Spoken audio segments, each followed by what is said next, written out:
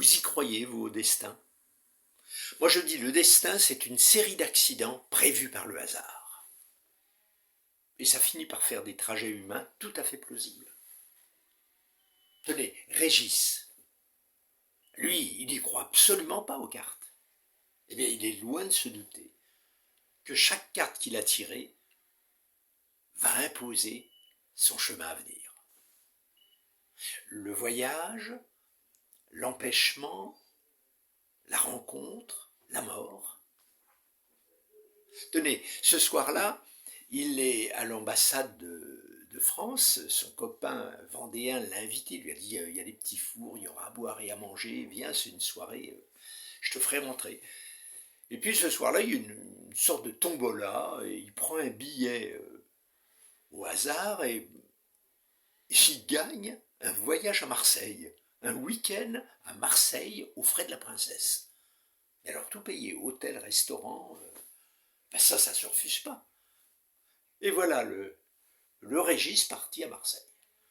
Alors là, la belle vie pendant tout le week-end, formidable. Quel beau voyage. La Canebière. Ouais, sauf que là, il y a la carte de l'empêchement qui arrive. Et au moment où il doit reprendre son avion pour rentrer, grève. Alors, mais grève illimitée. Il est complètement coincé. Et il n'a presque pas d'argent.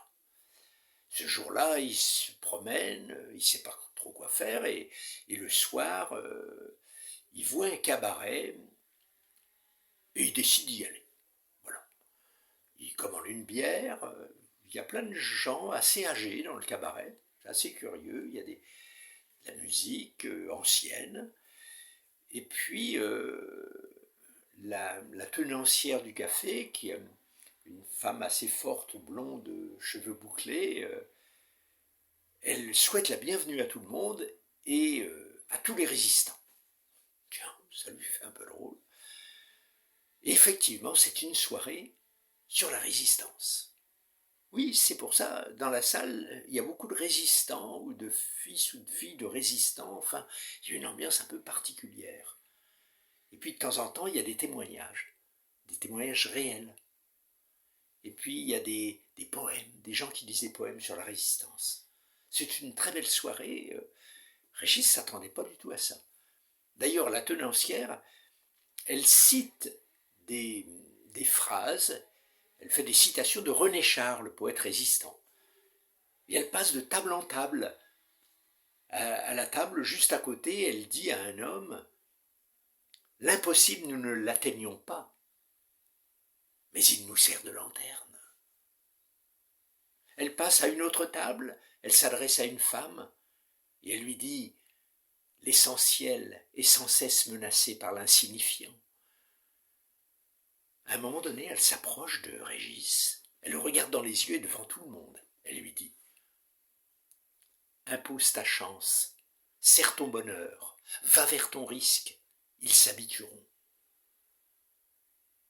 Et lui, il a vraiment l'impression que cette phrase est pour lui, qu'elle la lui dit exactement pour lui à ce moment-là. Il est vraiment très ému, il a presque les larmes aux yeux. Et puis la soirée se continue, les gens restent, alors lui il reste aussi, on lui paye à boire. C'est vraiment sympa, puis on parle de tout un tas de choses, et la tenancière explique que c'est une belle rencontre. Une belle rencontre de se retrouver tous ici. C'est sa troisième carte, la rencontre. Et elle explique que son oncle, qui tenait le cabaret avant, était un poète, et qu'il réunissait tout un club de poètes, et que ces poètes, au moment de la guerre, sont devenus résistants. Ils se sont battus. Ils se cachaient sous la poésie, mais ils faisaient de la résistance. Et puis la plupart ont été déportés, et son oncle aussi. Elle ne l'a jamais revu. Et puis, comme c'est un peu triste la soirée, elle termine par une petite teinte d'humour. Elle dit « Et dire que ces résistants, ce club de poètes, a laissé une dette. » Ah oui, ils buvaient beaucoup, hein. Ils ont laissé une dette de 70 000 francs. Régis fait le calcul dans sa tête, ça fait quand même 700 francs. ce qui est l'équivalent environ de 250 € aujourd'hui. Régis, tout à coup, il a une détermination. Il veut payer la dette du club des poètes. Il le dit à la tenancière. Là, il n'a pas d'argent, mais il reviendra la payer. Au petit matin, il sort du cabaret. Il a vraiment cette idée-là. Et puis, il traîne, il ne sait pas trop où aller. Il va à la plage. Et sur la plage, il y a des beatniks. Alors, il leur demande où est-ce qu'on peut trouver du travail par ici.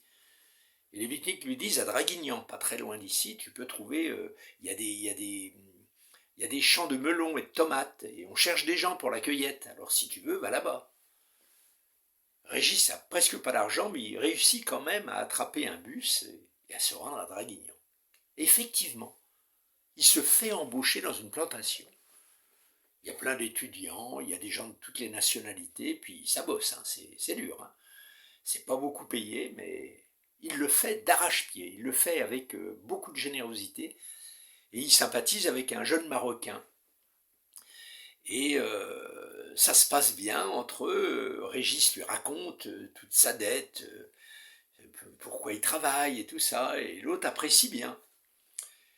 Sauf que, à un moment donné, il y a des intempéries, et on doit arrêter.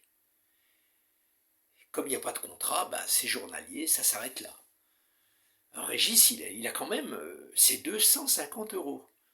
Mais il n'a même pas un centime pour prendre le bus pour retourner à Marseille.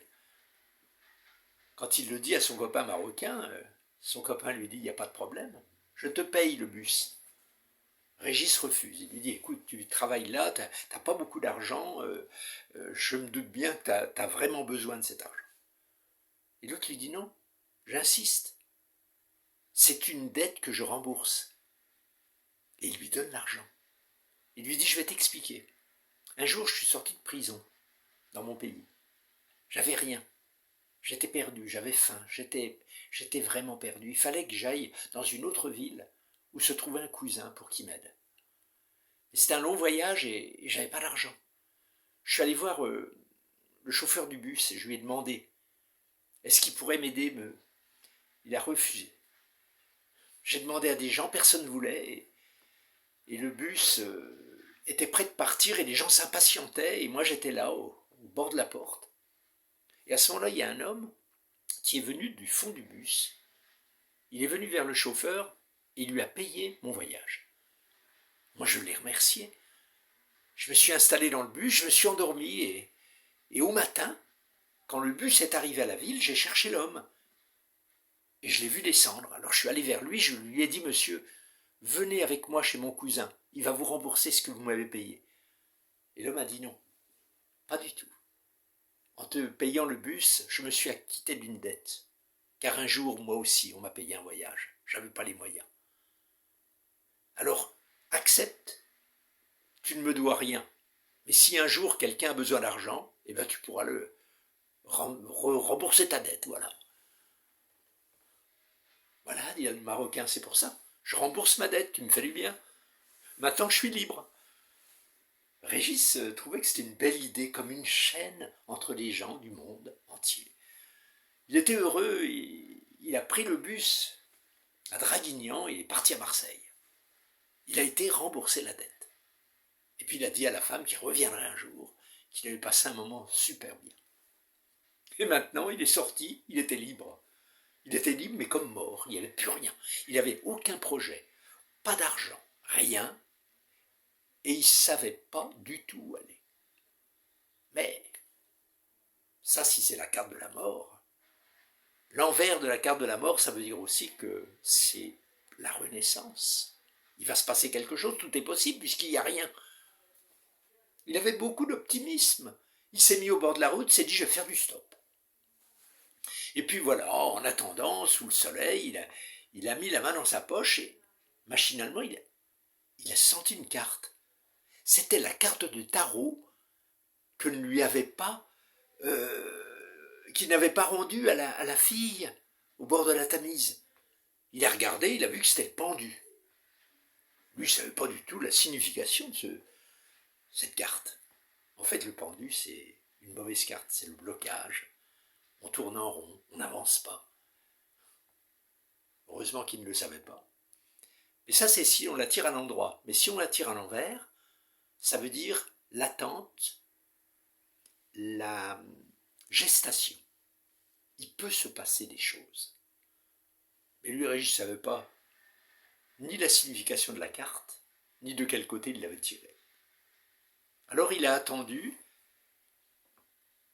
et puis à un moment donné, il y avait une fille qui était un peu plus loin, et elle s'est approchée de lui, elle lui a dit, si tu veux, on peut faire du stop ensemble. Je vais à Paris. Il a dit, bah d'accord, ok. Et ils se sont mis à faire du stop ensemble.